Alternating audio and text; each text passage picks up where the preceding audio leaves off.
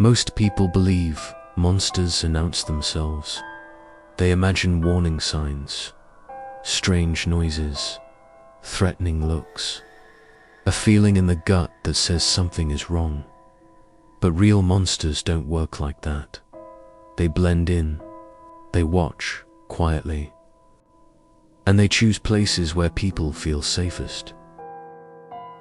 This story begins in a quiet corner of Washington State in the mid-1990s, a time before security cameras, before smartphones, before fear was a daily habit. It begins with a mother and her daughter, who did nothing wrong, and it ends with a man who wanted more than anything to be remembered. Part 1. A normal Elfreda Huffman was 48 years old. She was a saleswoman, a divorced mother, and by all accounts a reliable, hard-working woman who did her best to provide stability for her family. She lived in a semi-rural area of East Wenatchee, Washington, the kind of place where neighbors knew each other, where crime felt distant, and where doors were sometimes left unlocked out of habit rather than negligence. Rita shared her home with her younger daughter, Mandy. Mandy was 15. She was athletic, social, and well-liked at school. She played softball, had an active social life, and was counting down the days until summer break. Nothing about her life suggested danger. Nothing about Rita's routine suggested vulnerability. Rita had a boyfriend at the time. Her personal life was steady. There were no conflicts, no threats, no signs that anything was about to go wrong. To everyone who knew them, the Huffman household was ordinary. That normalcy is what made them invisible, and that invisibility would cost them everything. Part 2. The Esterangie, around the same time Mandy was finishing the school year. A 25-year-old man arrived in the area. He rented a basement room just a few blocks from the Huffman home. He had no relationship with Rita, no connection to Mandy, no reason to ever cross their path, and yet he noticed them. What no one knew was that this man didn't see people the way others did. He saw patterns, routines, weak points. He watched quietly, learning when lights went off, when doors were locked, and when they weren't. One detail stood out. At the back of the Huffman house was a sliding glass door. It was often left unlocked, not because the family was careless, but because this was a different time, in a place that felt safe. To the wrong person, that detail wasn't convenience, it was permission.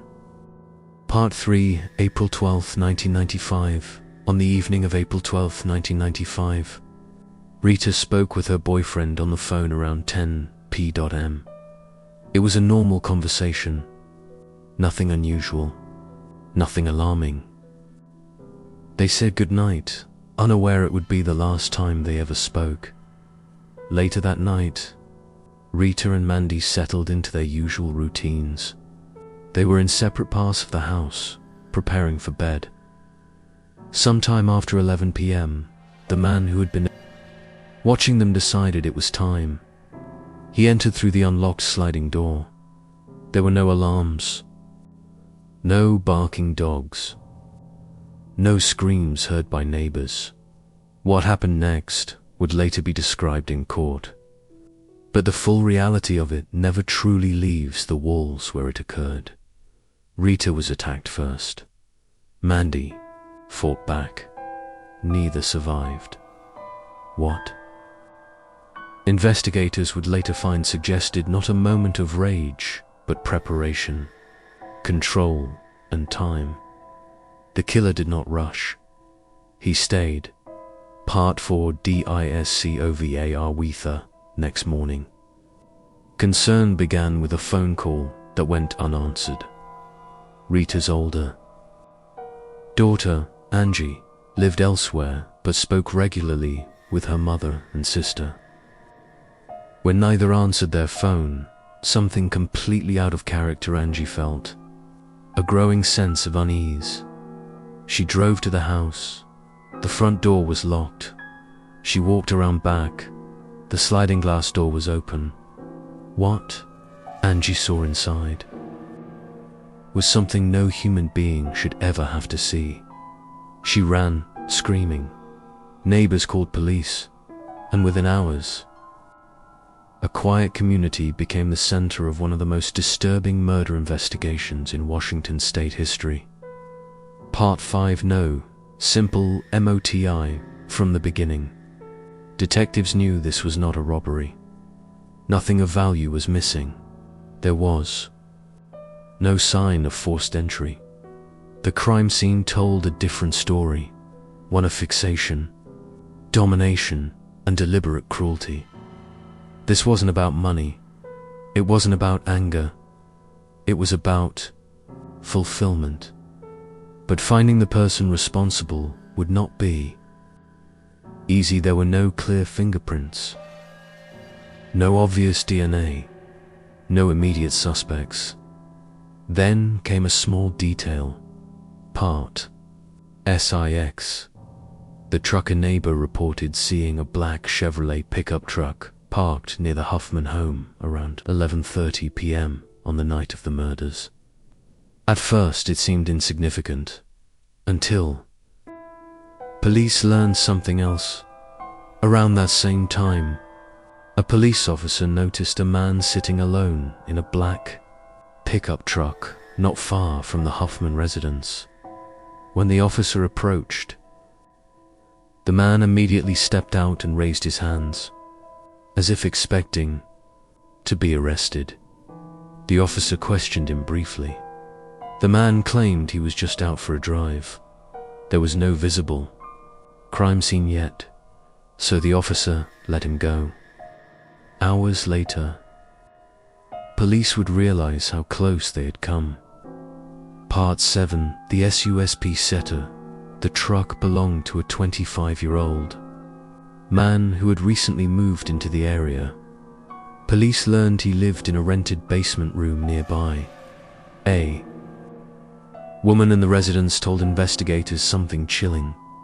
On the night of April 12th, the man had left around 11 p.m. and didn't return until approximately 2 a.m.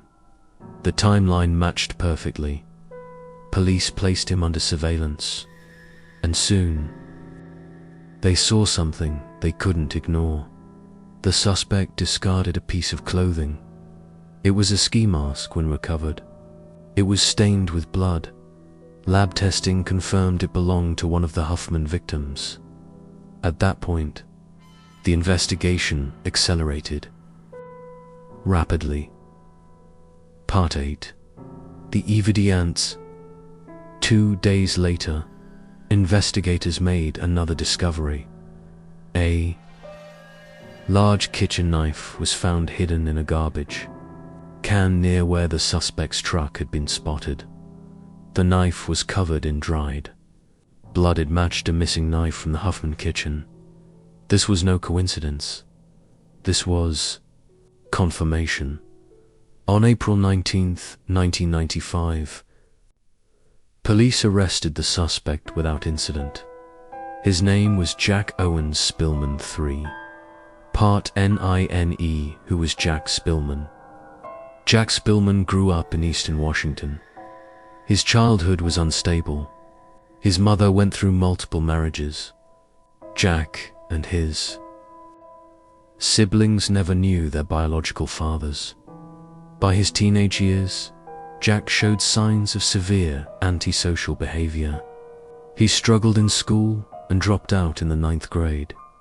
As a young adult, he drifted between homes and jobs, but something darker was developing beneath the surface.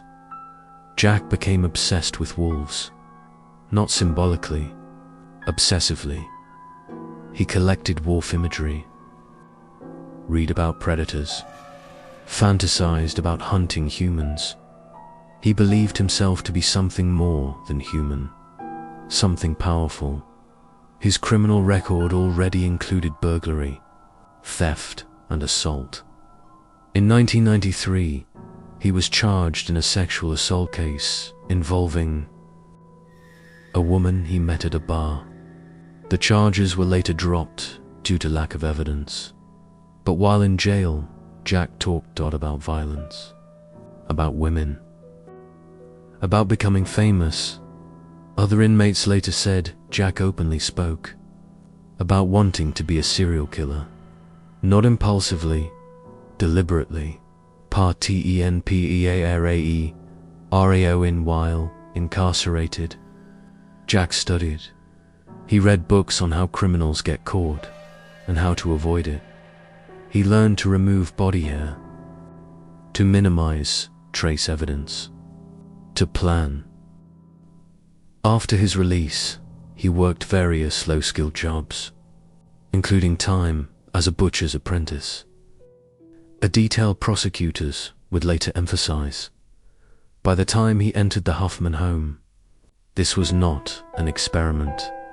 It was execution. Part 11, the CO and facing overwhelming evidence and the possibility of the death penalty. Jack made a decision. In 1996, he agreed to plead guilty in exchange for life without parole. But then he did something unexpected. He confessed to another murder. A 9-year-old girl named Penny Davis. Her disappearance in 1994 had gone unsolved. Jack admitted responsibility, but refused to provide details. Investigators later noted disturbing similarities between Penny's case and the Huffman murders. The pattern was clear. This wasn't his first time. It was just the first time he was caught. Part 12, SCNTN.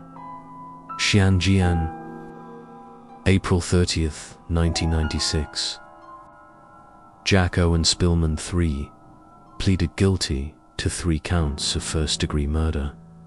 He received life without parole for Rita Huffman, 70 years for Mandy Huffman, 45 years for Penny Davis, sentences to be served consecutively, effectively. Life plus 15 years. Jack showed no remorse. He spoke only when required. Investigators later said he didn't feel regret, he felt pride. Outro the legacy he'd won. Jack Spillman wanted to be remembered. He wanted a name. He got one, but not the way he imagined Dart today. He remains behind bars, not as a legend, but as a warning. Because the most dangerous monsters don't roar, they wait.